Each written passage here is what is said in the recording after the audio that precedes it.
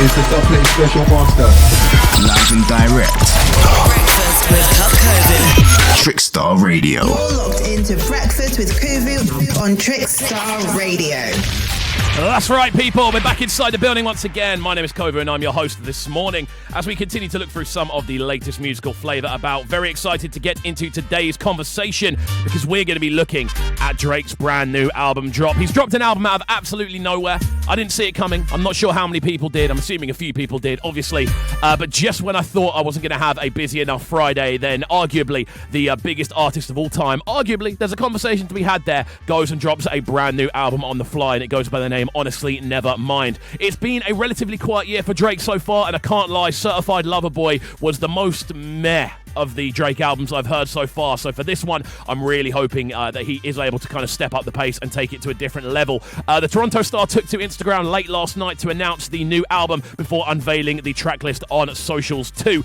There's a minimal sense of collaboration energy throughout the entire project as well. Only one, and it's the last track with 21 Savage. There's 14 original songs from Drake alongside executive producers such as Noah 40 Shabib, Oliver El Khatib, and also Noah Kadastre, and of course Black Coffee, who Drake worked with on 2017's More Life, which gives me a good immediate kind of feeling, mainly because More Life is probably my favourite Drake album. I don't really think there's any conversation to be had there. It's my favourite to listen to. It's my favourite in regards to how well it stood the test of time.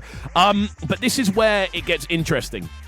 You can hear the Black Coffee influence on this one the entire way through because there is a rolling 4x4, almost post-house, post-funky kind of feel running throughout the entire project, which is so unexpected. It's a sound we've heard Drake kind of tap dance around before, but never really fully dive into head first. Obviously, there are tracks such as Get It Together with Georgia Smith and Black Coffee. That's probably the best example of that sort of rolling sound. But we've seen a number of other kind of big style R&B and rap artists really jump on 4x4 related dance bits. So it's an interesting direction to see from Drake. The intro is a very sort of saxophone-driven soundscape, very chilled out with paddy textures, and the background is basically waiting for an Ibiza chill-style sort of drum loop to apply.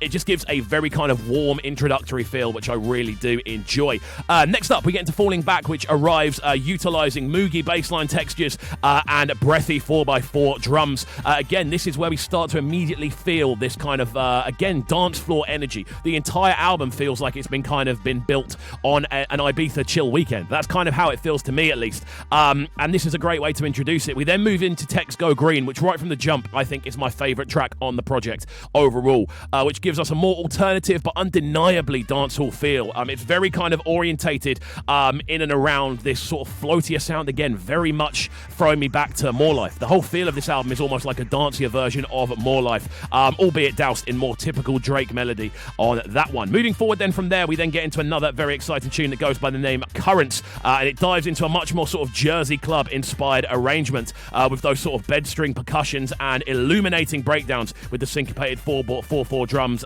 returning as we move forward. We then get into Keeper, again, more 4/4, more dance floor flavour. The entire album feels like it's been built almost as like a DJ set. Which is really interesting to kind of hear. Again, you can hear the Black Coffee influence all the way through the project, and with this sort of mature rave sound, very much moving into the prominent sector of the project. It's really interesting to listen through. I'd love to have been a fly on the wall when they were arranging the track listing for the overall project more than anything else.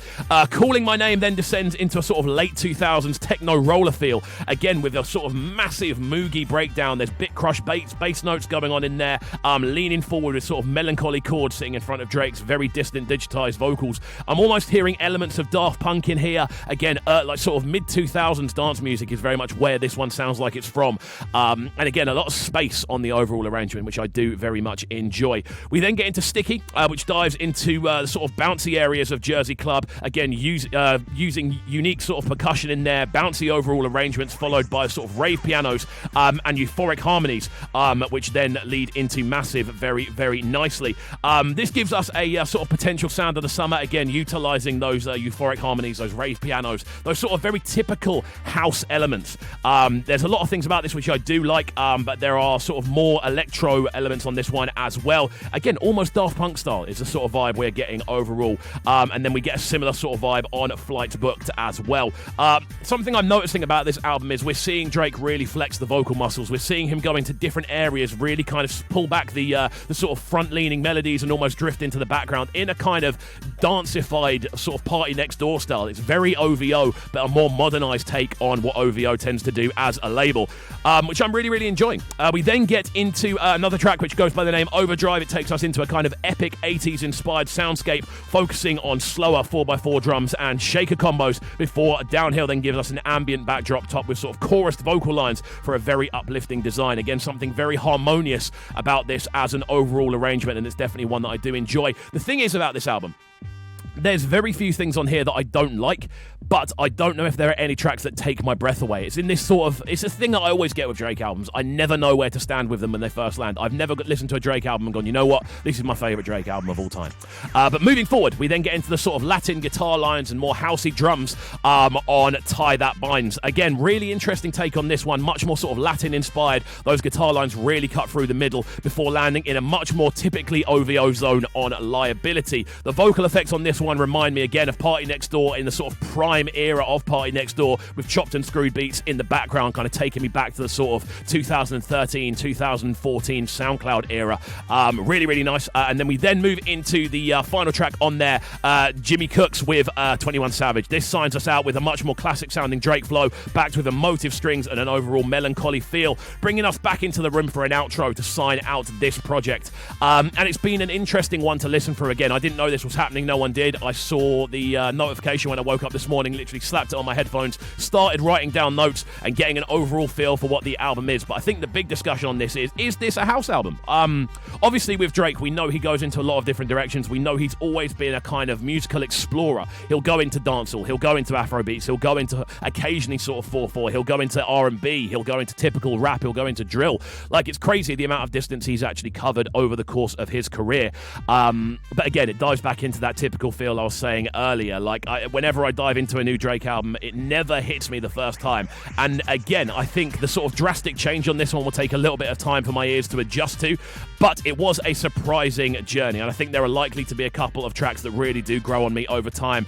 My favourite of them is obviously Text Go Green, which is, again, I've spoke to a couple of people and they're already saying this is the one that they're liking the most. And again, it's nearly 5 minutes long, this tune, so crazy stuff. It's out now. Go and give it a listen and let us know your thoughts on the project, of course, at KXVU, at Trickstar Radio on the socials. I'm keen to hear everyone's overall opinion on this one, purely because it's so different. It is quite outside the box, and the fact it's happened with no kind of warning whatsoever. I know Drake does like to kind of drop things with not much warning, but there's usually at least a couple of days or like a sort of 48-hour notice. This one he announced last night, and it was out today.